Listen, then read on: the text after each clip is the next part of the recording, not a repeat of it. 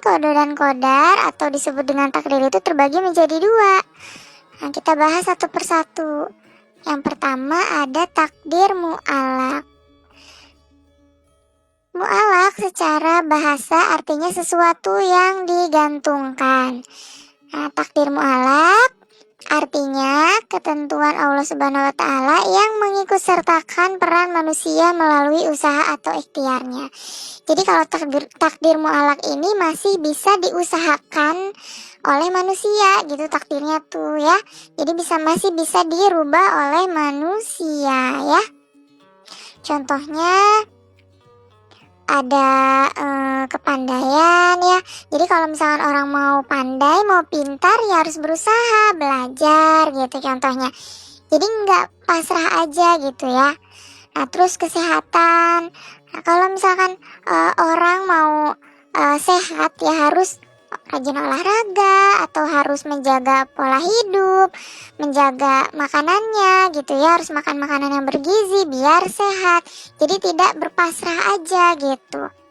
Terus juga contoh yang lain yaitu kemakmuran ya. Kalau misalkan seseorang pengen hidupnya tuh berada gitu ya, makmur, punya uang, jadi orang kaya. Nah itu kan kita harus berusaha gitu ya, tidak pasrah aja menunggu gitu, tapi ada usaha dari manusianya ya. Nah, takdir mu'alaq ini ada dijelaskan oleh Allah dalam Al-Quran surat Ar-Ra'd ayat 11 ya, yang bunyinya Bismillahirrahmanirrahim. Innallaha la yughayyiru ma biqaumin hatta yughayyiru ma bi anfusihim. Nah gitu. Artinya sesungguhnya Allah tidak akan mengubah keadaan suatu kaum sebelum mereka mengubah keadaan diri mereka sendiri ya. Jadi keadaan suatu kaum itu bisa dirubah oleh kaum itu sendiri gitu ya. Nah itu dalil dari takdir mu'alaq.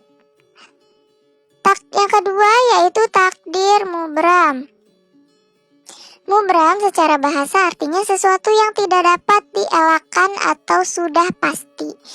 Jadi takdir mubram adalah ketentuan mutlak dari Allah Subhanahu wa Ta'ala yang pasti berlaku dan manusia tidak diberi peran untuk mewujudkannya. Jadi kalau takdir mubram ini kebalikannya dari takdir mu'alaq. Kalau takdir mu'alaq itu masih bisa kita usahakan gitu ya. Mau pintar ya kita usaha belajar gitu. Tapi kalau takdir mubram ini takdir yang sudah pasti, kita nggak bisa mengubah lagi takdir mubram. Contohnya jenis kelamin ya, kalau misalkan ada bayi yang lahir ya sudah ditentukan sama Allah dia takdirnya laki-laki atau perempuan, kita nggak bisa merubah gitu. Kemudian juga ajal ya, kalau misalkan sudah waktunya ajal ya kita nggak bisa dimajukan atau kita nggak bisa ditunda dulu atau nggak bisa dimundurin, itu nggak bisa ya. Kemudian api panas, nah kan itu sudah ketetapan Allah ya, api itu ya panas gitu ya, kita tidak bisa merubah api itu jadi dingin gitu. Kemudian ada contoh lagi gaya gravitasi, terus kiamat gitu dan lain-lain. Nah itu semua takdir yang tidak bisa dirubah oleh manusia ya. Takdir mubram ini ada salah satu dalilnya dalam Al-Quran ya, yang menjelaskan tentang ajal dalam surat Al-A'raf ayat 34 yang bunyinya Bismillahirrahmanirrahim. Walikulli ummatin ajal fa'idha ja'a ajaluhum la yastakhiruna sa'atan wa la yastaqdimun. Artinya, dan setiap umat mempunyai ajal atau batas waktu. Apabila ajalnya tiba, mereka tidak dapat meminta penundaan atau percepatan sesaat pun ya. Nah jadi di situ jelas ya, sudah menjadi ketetapan Allah, kita nggak bisa merubahnya lagi gitu ya, nggak bisa dimundurin atau dimajuin ya. Nah ini tadi penjelasan tentang takdir mu'alaq dan takdir mubram. Selanjutnya manfaat beriman kepada qada dan qadar ya. Ada beberapa manfaat kalau kita beriman kepada qada dan qadar. Yang pertama, menenangkan jiwa ya. Jadi kalau kita beriman kepada qada dan qadar, insya Allah kita akan mendapatkan ketenangan jiwa.